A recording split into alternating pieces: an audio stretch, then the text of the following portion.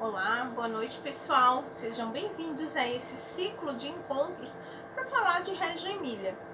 O que é o Reggio Emília, o que é o ateliê na educação infantil, né? Teremos 4 encontros, que serão sempre das 19 às 20 horas. Tá? E esses encontros nós vamos estar falando, cada encontro abordando um pouco do que é esse conceito de educação, o que é essa forma nova de ver a educação, né? Nesse encontro vamos falar de conhecimento, história e história do ateliê na educação infantil. Como é que surgiu isso? Como é que veio essa forma de pensar na educação infantil, né? Eu sou Josilene, graduada em artes visuais, atualmente trabalho como professora no ensino fundamental, leciono artes, já trabalhei com educação especial, também como professora de artes, e sou acadêmica do curso de Pedagogia da Faculdade Uninter. Boa noite, pessoal. Meu nome é Neuzilene. Eu também sou professora de artes, acadêmica do curso de Pedagogia da Uninter. E hoje nós estamos aqui para esse encontro para falar um pouquinho o que é o Reggio Emília, o que é esse novo conceito de educação vem trazer para nós. Então vamos iniciar. Para falar de Reggio Emília, temos que voltar um pouquinho lá atrás, saber de onde surgiu essa ideia. Reggio Emília é uma cidade que fica a 70 quilômetros de Bolonha, na Itália.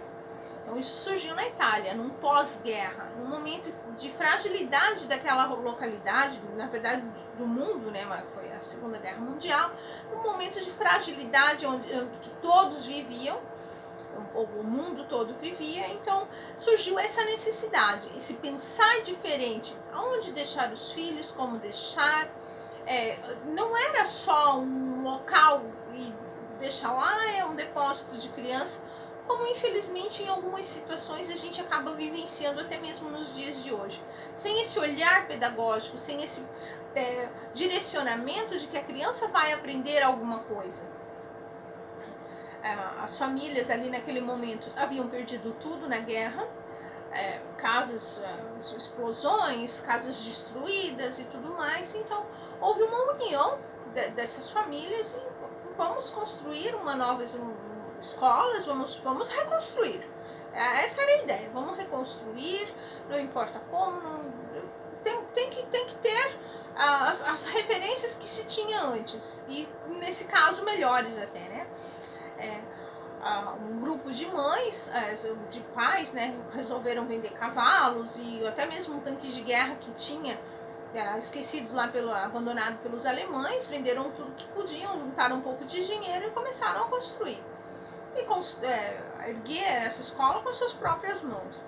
Mas essa escola, ela tinha um objetivo diferente, tinha um pensar diferente, né? Não era uma escola qualquer, era uma escola, esse pensamento de escola era para uma escola que tivesse um projeto, que fosse diferente daquela realidade que eles estavam vivendo, de pós-guerra, daquela tristeza, falta de trabalho, falta de dinheiro, comida e tudo mais. Essa escola, ela tinha que ter um outro pensamento, não poderia ser naquele molde que estavam vivendo ali, tinha que ter uma visão diferente, né? A visão que era passada da educação daquele tempo e do tempo de hoje ainda, que Reggio vem com uma ideia de participação, onde adultos e crianças são coparticipadores da construção de um conhecimento. Como construir esse conhecimento? Como é que é feita a construção desse conhecimento?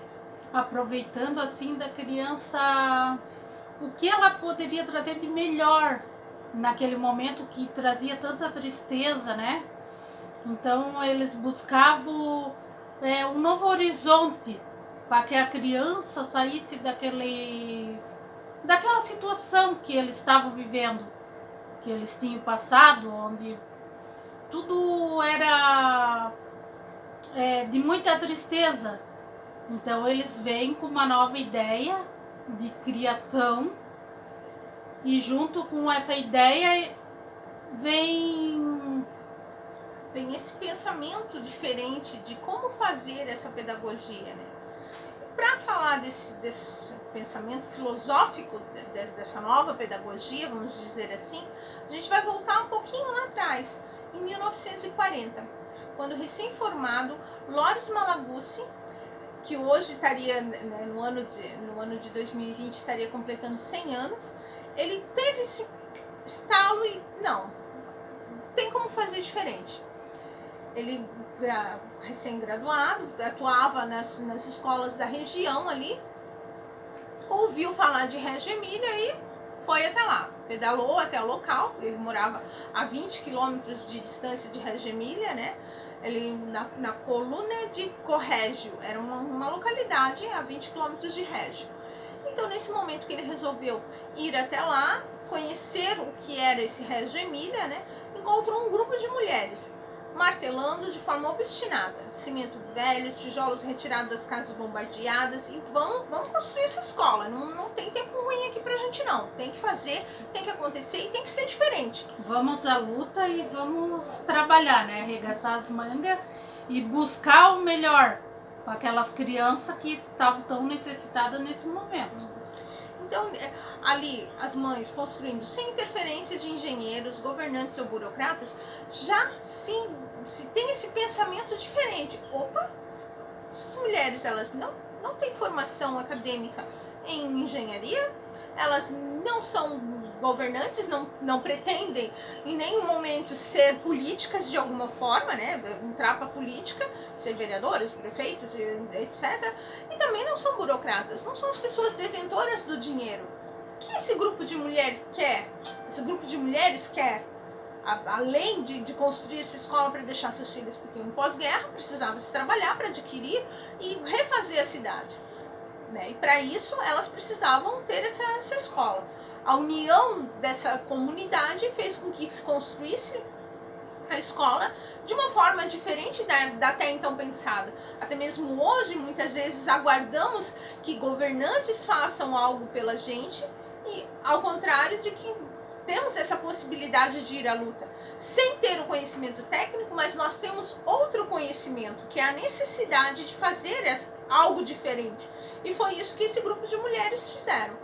Com ferramentas usadas, trabalho voluntário dos homens, a terra doada por um fazendeiro, ergueram uma escola. E a vontade de fazer diferente, né, foi que motivou eles a trabalhar, a lutar por uma nova visão de conhecimento, de escolaridade, de trazer mesmo para aquele período a realidade totalmente diferente do que eles estavam vivendo naquele momento.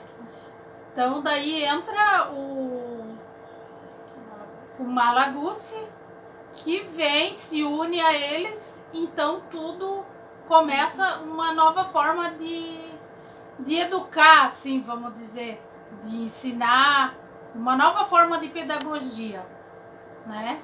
Que Loris Malaguzzi vem trazendo nesse período, que nós vamos falar mais um pouco de Loris Malaguzzi, porque para muitos nem conhecem, né? Não são da área da educação, então não sabem quem foi ele. Então eu vou deixar a palavra com a Josi vai falar um pouquinho dele, e daí a gente dá continuidade na nossa conversa de hoje. O Malaguzzi, ele, como eu já falei, ele era um pedagogo formado, né, e atuou, estava na essência do que era a construção do Reggio Emília.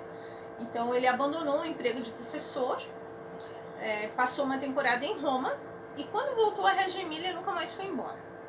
Tanto para a retomada da docência quanto para a administração de um centro de saúde mental para crianças com dificuldades.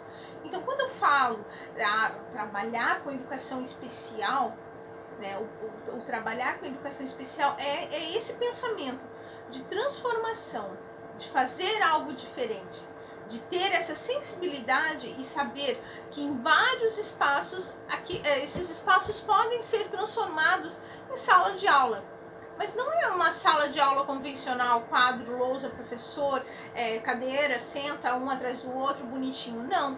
é aquele espaço onde cada um vai buscar o seu conhecimento, aonde nessa habilidade eu me desenvolvo melhor, aonde a gente está passando pela escola, passa na cozinha da escola, e lá a gente consegue agregar aquele conhecimento de fazer uma receita de bolo. Ali a gente consegue trabalhar com matemática, ali a gente consegue trabalhar química, ali a gente consegue trabalhar noções de proporção, de economia, de socialização, porque vamos estar todos ali, então eu tenho que respeitar o espaço do amigo, eu não posso fazer com que ele invada o meu espaço, ou permitir com que ele invada o meu espaço.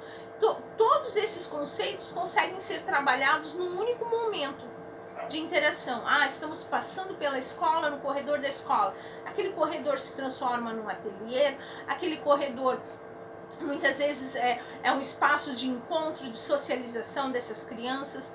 Lá no jardim, vamos no parque, por exemplo. O parque, tão famoso parque. Quem é da área de pedagogia sabe, o parque é a hora de soltar a manada, como a gente muitas vezes acaba ouvindo. E não é. Lá vai ter uma joaninha, lá vai ter uma folha caindo, lá vai ter um sol diferente iluminando naquele espaço, e aí vai refletir uma luz diferente, a criança vai, olha, nossa, isso aqui é diferente. Então, em todos esses momentos a gente vai ter algo para construir e algo para agregar. E esse pensamento da criança de ver esse diferente é o que faz com que haja essa troca adulto e criança. Eu aprendo com ele, ele aprende comigo. Essa aprendizagem assim que a gente vai vendo através dessa nova forma de ensinar, de educar, quando a gente dá a oportunidade de não ver o aluno simplesmente como um aluno, que ele tem algo mais para que a gente possa estar aprendendo e possa estar ensinando. Que a gente não é simplesmente quem sabe, mas eles também podem nos ensinar muito através do novo olhar que nós, como os educadores, temos que ter para ver os nossos alunos diferentes, buscando junto com eles uma nova aprendizagem, ainda mais nos dias de hoje que nós estamos vivendo, que não está fácil para os pais, não está fácil para os professores, não está fácil para a criança, porque a criança não tem mais aquele referencial de escola como era. Então a gente pode trazer sim uma nova visão de conhecimento, de educação, para que essa criança não fique tão comprometida naquilo que a gente quer que eles tenham, que é a educação e o conhecimento. Então, dessa ideia toda que a gente passou para vocês, Malaguzzi e os demais professores da escola Reggio Emilia, que seria a escola do tanque, vamos dizer assim, né, ganhou esse nome por conta do tanque de guerra que tinha lá, eles fizeram uma união, né, vendo a dificuldade de algumas crianças no falar, porque assim como em diversas regiões aqui do nosso país temos diferenças linguísticas, né?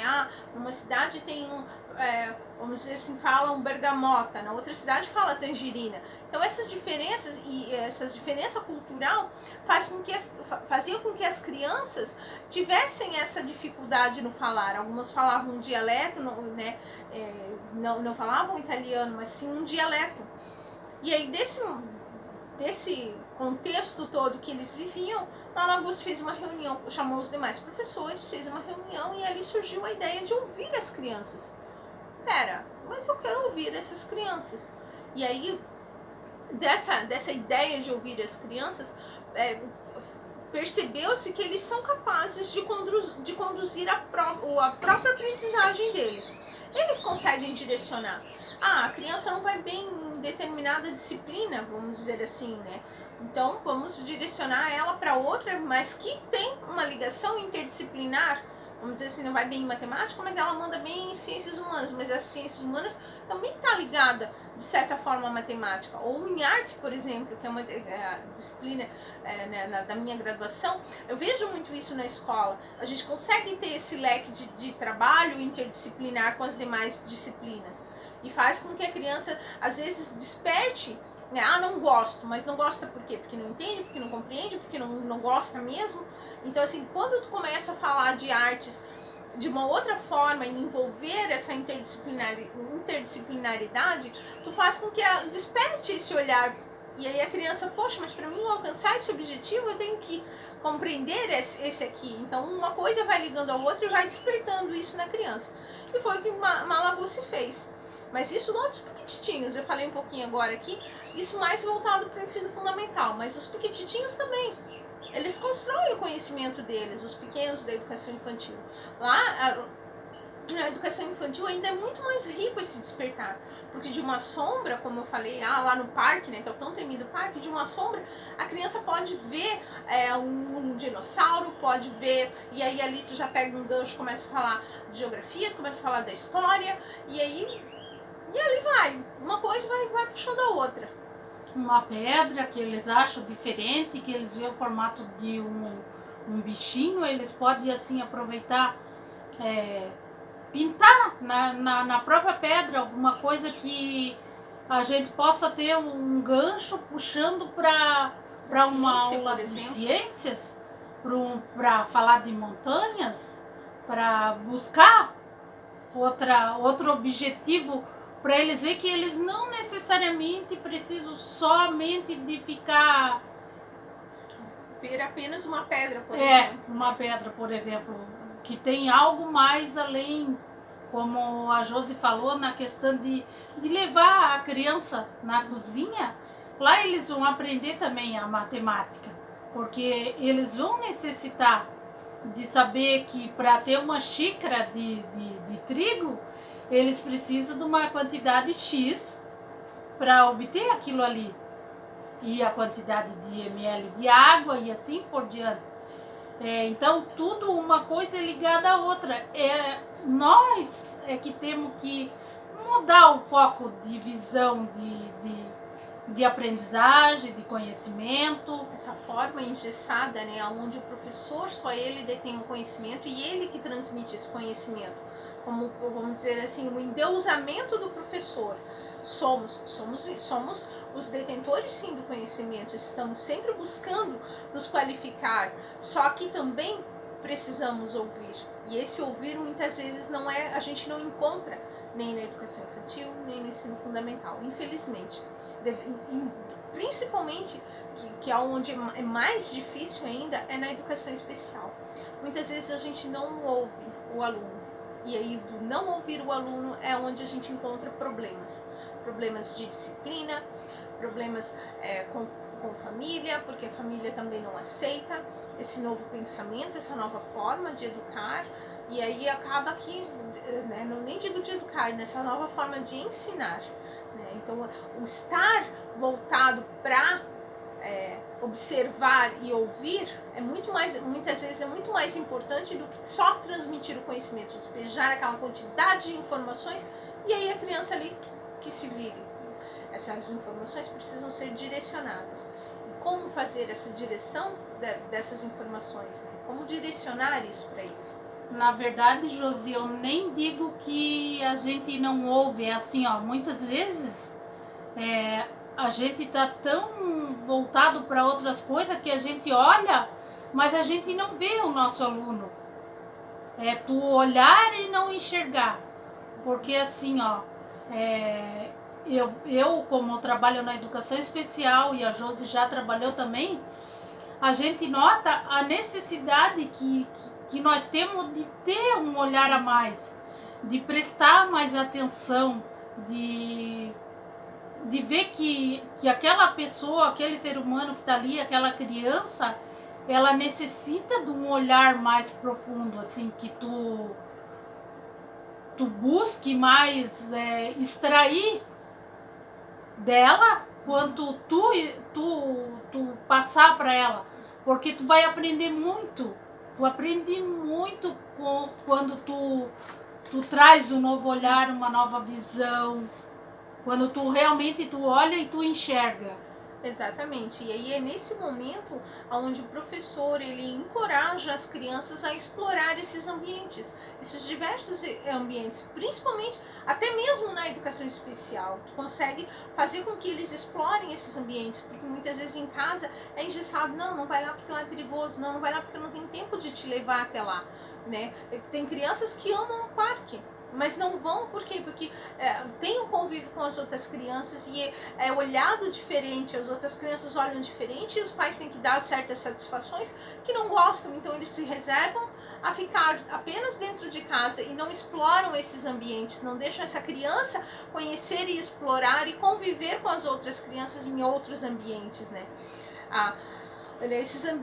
Nesses diversos ambientes, como eu falei, cozinha, corredor da escola, parque, caminhando na rua, a criança ela vai expressando, né, as diversas linguagens naturais dela, assim como nós.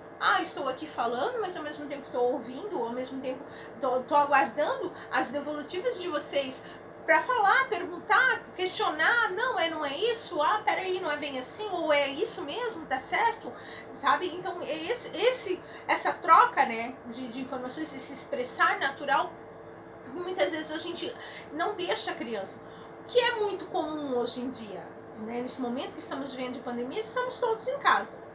Né? Então a criança está lá no Classroom, fazendo a sua atividade lá através do Classroom, está com o celular, alguns pais estão em casa ainda de quarentena, e aí aquilo, não incomoda, pega o celular. Vamos no restaurante, pega o celular. Tem um cantinho lá no restaurante, bota a criança lá no cantinho. A criança, ela deixa de estar ali naquele convívio com o adulto na mesa, entender o que é a importância daquela família, como é comer, se alimentar ali daquela forma, né?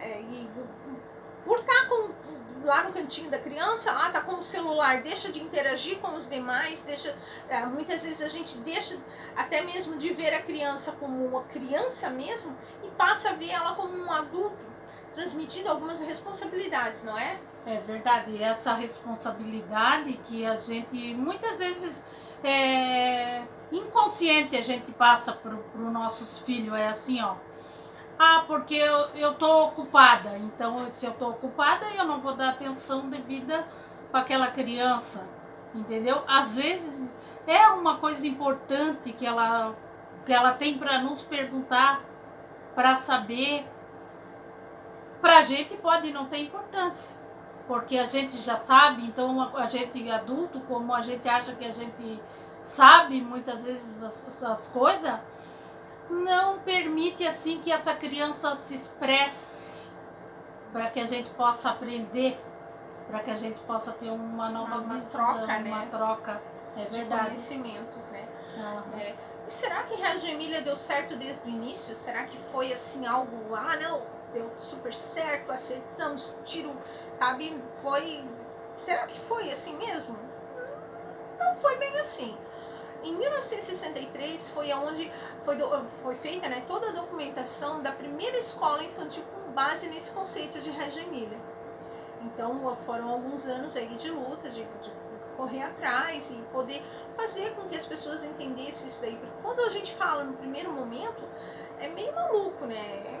Vamos combinar que muitas vezes a gente acha, não é bem assim. Eu prefiro eu ser o professor e o aluno lá e aí eu passo conhecimento e acabou. Né? É mais fácil, vamos dizer assim, do que eu estar disposta a ouvir essa criança, né? Em todos os âmbitos, tá? Educação infantil, ensino fundamental e educação especial. A gente encontra essa dificuldade. Às vezes até mesmo de um colega de trabalho que olha pra gente meio torto e diz assim, não, tu é maluco, você só vai se incomodar, para com isso. Quando eu começo a falar assim, eu já começo a lembrar dos vídeos do Diogo Almeida lá, falando da Márcia, e realmente parece meio doideira, assim, né?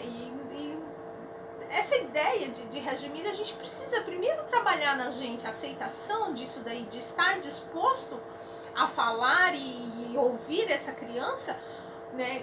Isso precisa ser primeiro com a gente, depois a gente transmite para o outro. É porque, na verdade, a gente não tem essa ideia de que o educador ele vai trabalhar dessa forma. Porque a gente vem de uma educação onde a criança ela aprendia através de repetição. Onde era lá, eles quase que decoravam tudo. E essa coisa de eles decorar era uma coisa tão gravada, tão automática, né? Que custa muito quando tu vai para uma nova visão daquilo que tu vai ensinar, de outra forma. Porque a gente foi criado dessa forma, aonde tu tinha que aprender o A, I, O, U, o Beabá, depois ia formando, depois era aquele coral, todo mundo lia junto, não se tinha individualidade. E Reggio Emília, ela vem assim com uma visão contemporânea de princípios de protagonismo infantil, onde a criança passa a ser o centro disso tudo. E no momento no ano de 1963, onde a criança não era vista como protagonista, não era vista como criança efetivamente, era vista como um pequeno adulto, porque tinha responsabilidades desde muito cedo, né? Nos grandes centros, talvez não tanto, mas mais no interior, a criança era a responsável por cuidar da casa, desde muito pequeno, 5, 6 anos, às vezes até menos, era responsável em cuidar da casa, cuidar do irmão mais velho, mais novo, porque o mais velho estava na roça trabalhando, ou porque já tinha saído para trabalhar, e a mãe e o pai também precisavam trabalhar. Foi um momento de pós-guerra onde precisava se reconstruir as cidades, e aí a criança ficava meio que, vamos dizer assim, não sei onde enfiar essa criança, vou enfiar aqui. Ela não tinha, na verdade, a oportunidade de ela ser criança, porque já era botado para ela aquela responsabilidade assim, ó, não, hoje eu tenho que trabalhar, mas vocês vão ficar aqui, o mais velho vai cuidar dos mais novos, e tinha as obrigações. Vocês vão lavar, passar, cozinhar, vão limpar, um cuidar do outro. E se fazerem coisa errada, então assim vão para o castigo. Era essa visão que os pais tinham um tempo atrás. E muitas vezes castigos até físicos, né? As punições eram até muitas vezes físicas. Por quê? Porque era a forma que esses pais achavam de educar, né? Que achavam que era a forma correta de educar. E muitas vezes uma boa conversa surte muito mais efeito do que, vamos dizer, um castigo físico, né? Nos dias de hoje mesmo a gente vê as pessoas de mais idade, elas relutam ainda a ideia de educação de uma outra forma. Quando a gente fala que não, a gente não pode dar uma palmada, no meu tempo escreveu, não leu, né? O pau comeu, como eles diziam. Só que não era dessa forma. A gente percebe que nós temos muitos adultos nos dias de hoje, que tem gente que diz, não traumatizou. Não traumatizou porque tu não vai buscar ver o outro lado. Tu acha assim, eu apanhei com 10 anos, eu já trabalhava fora, eu já fui trabalhar de empregada doméstica, eu cuidava assim, eu cuidava assado.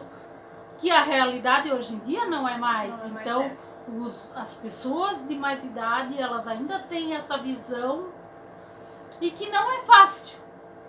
A gente entende que a pessoa mude a ideia assim, o pensamento do dia para a noite. Então, quando a gente vem aqui com essa proposta, né, de compreender o que é o Reggio Emília, é justamente muitas vezes para desfazer, e como é um bate-papo, muitas vezes para desfazer esse paradigma, né, esse estigma, vamos dizer assim, de que a educação tem que ser dessa forma. Tá? Aqui a gente, até mesmo para muitos de nós, é quebrar mesmo esse vínculo aí, vamos dizer assim, esse paradigma, né, de que a educação, de que tem uma outra forma de ensinar, de que eu tenho que estar disposto a ouvir também o outro, porque o outro tem muito a me dizer, E aquilo vai direcionar o meu trabalho de uma forma diferente, né? Então, de 1963, com esses pensamentos todos de educação, de conceitos, né, de educação não tanto pedagógicos, né? De 63 para cá, nós já temos 5.000 educadores que visitam Reggio Emília todos os anos para conhecer como funciona essa forma. Não é uma receita pronta, porque cada cidade, cada localidade, cada país tem uma forma e uma cultura diferente. O que talvez dê certo no Brasil não dê certo lá. O que talvez dê certo lá não dê certo no Japão, por exemplo. Um país socialista e tudo mais, né? Talvez não encontre, vamos dizer assim, esse acolhimento e essa forma toda de pensar a Reggio Emília, né? Então é mais para isso, para a gente estar compreendendo como funciona essa questão, né? Agora vamos entrar um pouquinho em ateliê. Como é os espaços, né? A gente conhecer um pouquinho da história do que é o Reggio Emília e como funciona essa questão de ateliê. Como eu falei no início, né? Nas escolas Reggio Emília existe uma professora, a qual ela tem os direcionamentos, mas além da professora existe uma atelierista. Essa atelierista, ela trabalha com essa descoberta desses materiais. Geralmente é um profissional graduado em artes visuais que tem esse conhecimento técnico para transferir para essas crianças. E aí desse conhecimento, eu costumo sempre dizer para os meus alunos do fundamental e até mesmo dos demais, assim, que a arte ela está todos os dias na nossa vida. Do momento que você acorda ao momento que você vai dormir, você respira arte. Porque você vai ver um quadro, aquele quadro ali ele vai ter uma referência de artista, ele vai ter uma referência de período, que isso entra a história, e aí desse período é um movimento musical que aconteceu naquele momento, né? Ou uma música que você está ouvindo no rádio, essa música é da minha época, essa música ali, ela também tem uma história para contar, ela aconteceu no momento, né? No Brasil tivemos um momento de ditadura militar, então é muito rico de história esse momento. Então, em todo tempo, se você tiver um olhar mais sensível, você vai ver arte. E essa arte, ela vai mover. A arte é o que move a vida. E a atelierista é isso. Ela vai, com esse olhar, com esse conhecimento técnico, passar isso para as crianças.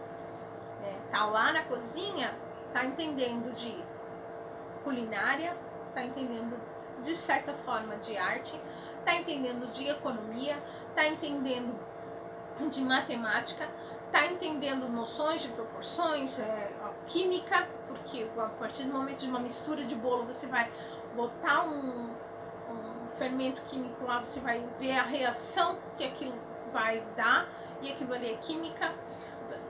No corredor, você vai estar socializando, você vai estar trabalhando filosofia, você vai estar trabalhando ética. Dentro daquele espaço de sala de aula também vai estar trabalhando ética com essa criança, porque ele precisa saber que ele precisa respeitar o espaço do outro e o outro respeitar o espaço dele. Lá fora,